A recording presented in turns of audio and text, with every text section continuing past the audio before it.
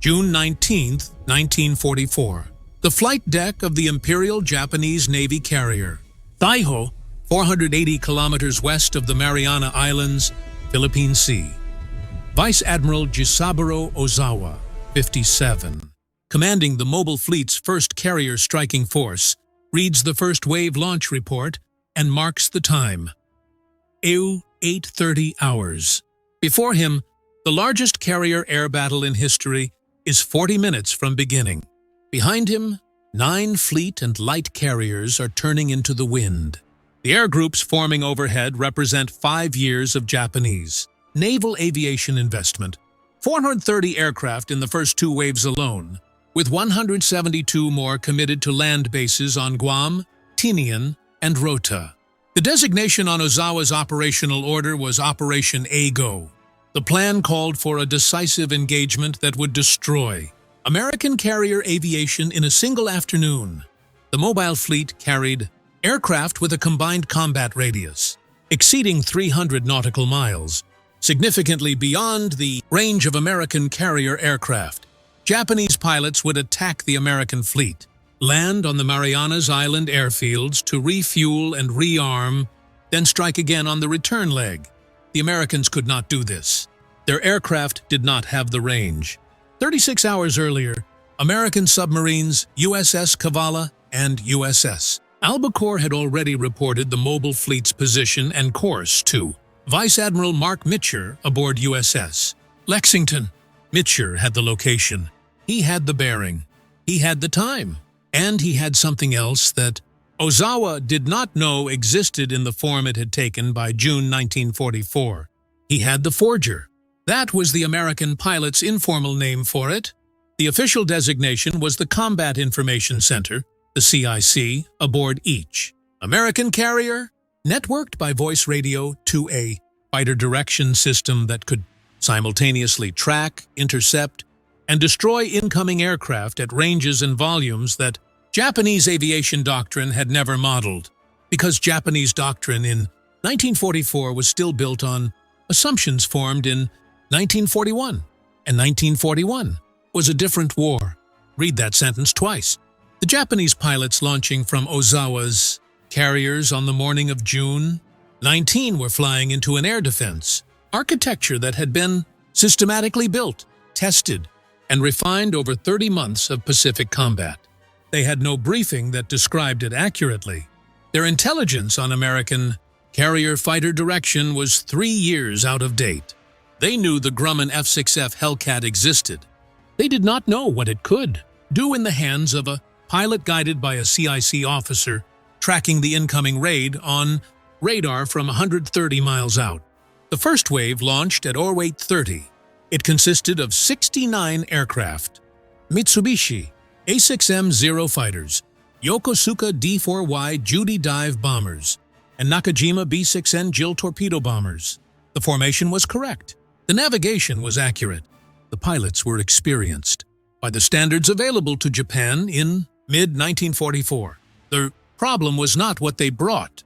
The problem was what was waiting.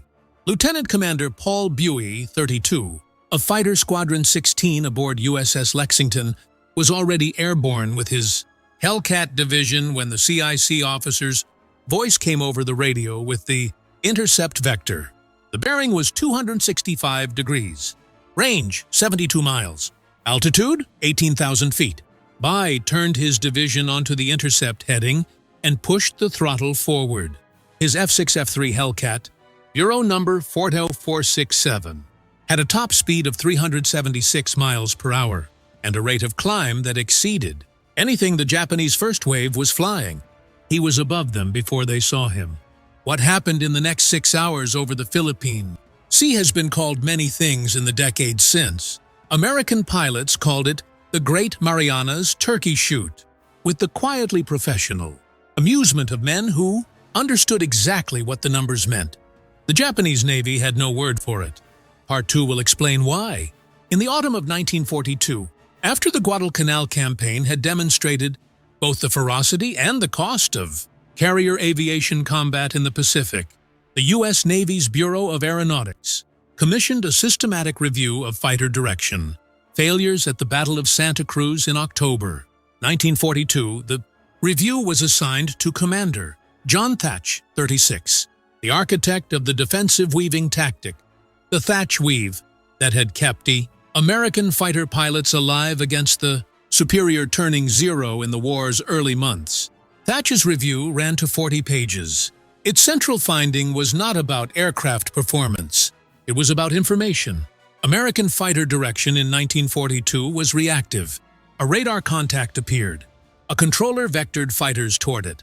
The fighters found the enemy, or did not, based on the accuracy of the vector and the pilot's own visual search. The system worked well enough against small raids.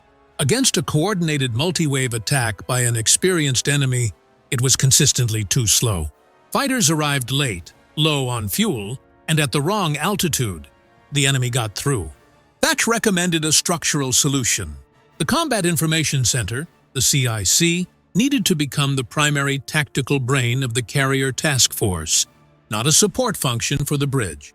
It needed dedicated personnel, standardized procedures, and a voice radio network that linked every fighter in the air to a single coordinated direction picture. And it needed the Identification Friend or Foe System, IFF, which electronically tagged each American aircraft on the radar screen so controllers could distinguish their own fighters from the incoming enemy. Without IFF, radar showed only contacts.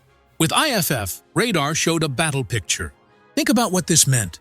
By June 1944, every American carrier in task, Force 58 had a fully staffed CIC with trained fighter direction officers who had practiced the interception problem for months. The IFF system was installed and functioning. The radar sets, the SK Air Search radar with a range of 100 miles, and the SM height-finding radar accurate to within 500 feet of altitude, gave American controllers the three-dimensional picture of every incoming raid from the moment it formed. Controllers could calculate intercept geometry before the Japanese. Pilots had crossed half the distance to the fleet. The Japanese mobile fleet had radar. The Taiho carried a Type 21 air search set with a range of approximately 70 miles. But Japanese carrier doctrine had not built the CIC equivalent that could translate radar contacts into coordinated fighter direction. Japanese fighter controllers worked from the bridge, with voice radio to their own combat air patrol. The system was functional against small threats. Against the scale of what Task Force 58 could generate, it was structurally insufficient, because the volume of information that modern carrier warfare produced in 1944 exceeded what a bridge-level controller could process in real time. None of it told Vice Admiral Ozawa the things that actually mattered. His intelligence on American fighter direction capability was derived from 1942 engagements. The system he was about to encounter had been rebuilt from the keel up in the 30 months since Santa Cruz. He did not know the rebuild had happened. He launched his aircraft against a target his briefings described accurately and his intelligence described incorrectly. The gap between those two descriptions cost him everything. The men who built the CIC system, Thatch, the radar technicians, the fighter direction, officers who ran interception drills in Pearl Harbor until the procedures were automatic, did not build it for recognition. They built it because American pilots were dying from preventable failures and somebody had to fix the system. Every like on this video is a small thing, but it keeps their work visible a little longer, and that matters.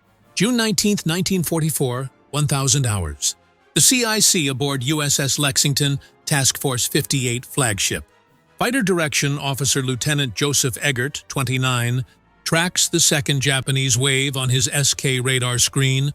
128 aircraft, bearing 262 degrees, range 115 miles, altitude approximately 12,000 feet. He has 48 Hellcats already airborne. He calls 12 more off the deck.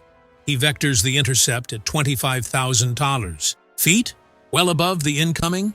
Formation, giving American pilots the altitude advantage before the merge. The intercept geometry is solved before the Japanese pilots know they have been detected. The first wave result was already in the books. Of 69 aircraft launched, 42 had been destroyed before reaching the fleet. The surviving 27 had attacked through a wall of anti-aircraft. Fire from the escort screened at the Japanese strike. Planners had not accurately modeled. 2 hits were scored on American ships. Neither was fatal.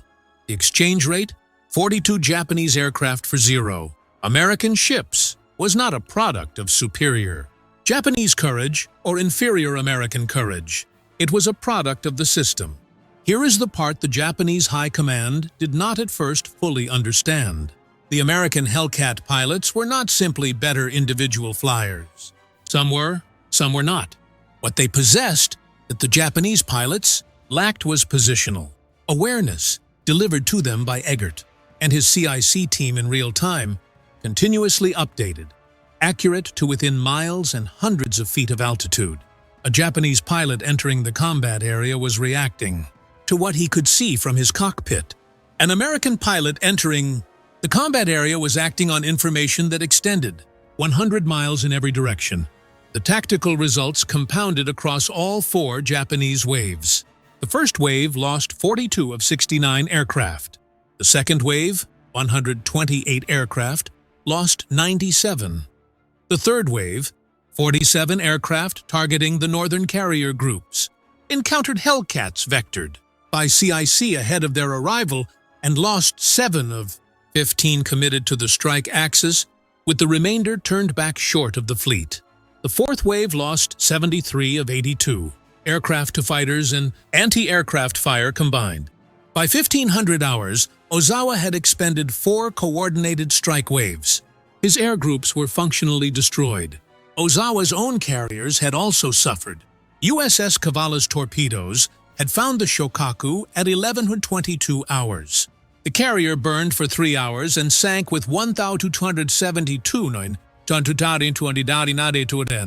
The Taiho, Ozawa's flagship, the largest and most modern carrier in the Japanese fleet, had been struck by a single torpedo from USS Albacore at 0832 before the first wave had even completed its outbound flight. Aviation fuel vapors spread through the ship's ventilation system for 6 hours before igniting. The Taiho exploded and sank at Ozawa transferred his flag to the cruiser Haguro in the water. And here is where the story turns. When Ozawa assembled the surviving fragment of his air groups that evening, 35 aircraft from an Atsizain original complement of 430 embarked, he filed his first battle report to Combined Fleet headquarters in Tokyo. The report stated that American fighter opposition had been encountered in exceptional strength at altitudes and positions that suggested advance warning. He requested clarification on whether American forces possessed radio direction-finding capability against Japanese formation radio traffic. Remember that request. That detail matters more than anything else in this story. He was asking the right question. The answer was more complete than he had imagined. The final accounting for June 19, 1944, took the Japanese Navy 3 days to compile. The numbers, when assembled, were irreversible in their meaning. In a single day of combat, the mobile fleet had lost 315 aircraft in the air, with an additional 19 destroyed aboard the carriers, Shokaku and Taiho when those ships sank, land-based aircraft from Guam, Tinian, and Rota. The second arm of Ozawa's plan, the refueling relay that was supposed to give Japanese aircraft double the American combat radius, contributed. Another 50 aircraft lost to task force, 58's combat air patrol, and strike missions against the island airfields. The combined total exceeded 380 aircraft on June 19th alone. The following day, June 20th, Mitscher launched a long-range strike at the limit of his aircraft's fuel endurance to attack Ozawa's retreating fleet. The strike sank the carrier Hio, damaged 2 additional carriers, and destroyed a further 65 Japanese aircraft in the air and on deck. The 2-day total was approximately 476 Japanese aircraft destroyed. against American losses of 130 aircraft. The majority lost to fuel exhaustion and night. Water landings on the return leg of June 20th, not to enemy action. Mitchell ordered his carriers to turn on their lights to guide his pilots home. It was a decision that risked submarine attack. He made it anyway. The strategic consequence was total and immediate. Japan's carrier aviation had ceased to exist as an offensive instrument. The pilots lost over the Philippine Sea represented years of training that Japan's aviation schools could not replace on any timeline relevant to the war's remaining duration. At Leyte Gulf in October 1944, 4 months later, Japanese carriers sortied as decoys because they had no trained air groups to fly from their decks. The institution that had struck Pearl Harbor in December 1941 had been rendered structurally hollow in a single afternoon over the Philippine Sea.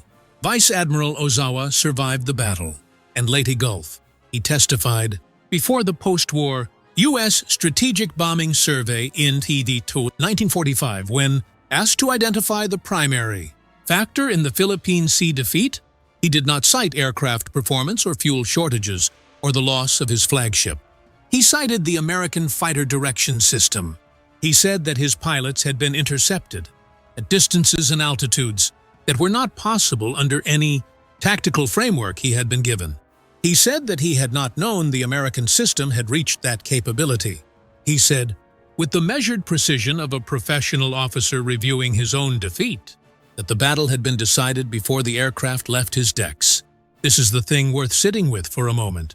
The Great Marianas Turkey Shoot was not a victory of courage over cowardice or numbers over skill. It was a victory of a rebuilt system over an unchanged one. The Japanese Navy that fought in June 1944 was flying the same doctrine, using the same tactical assumptions, and carrying the same intelligence. Picture it had carried in 1942.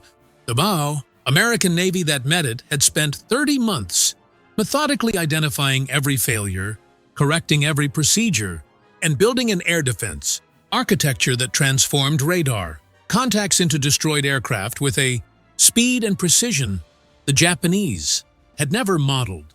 Lieutenant Commander Paul Buey landed back aboard Lexington that evening, having shot down 6 Japanese aircraft in a single day. He filed his after-action report in standard format. He described his intercepts, his gunnery, his fuel state on recovery. He did not editorialize. He was a professional reporting what had happened. Those pilots and the CIC officers, the radar technicians, the fighter direction trainers who made the intercepts possible did not fly and fight for recognition.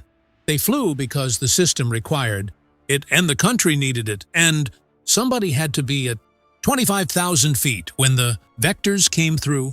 Every like on this video is a small thing, but it keeps what they did visible a little longer, and that matters.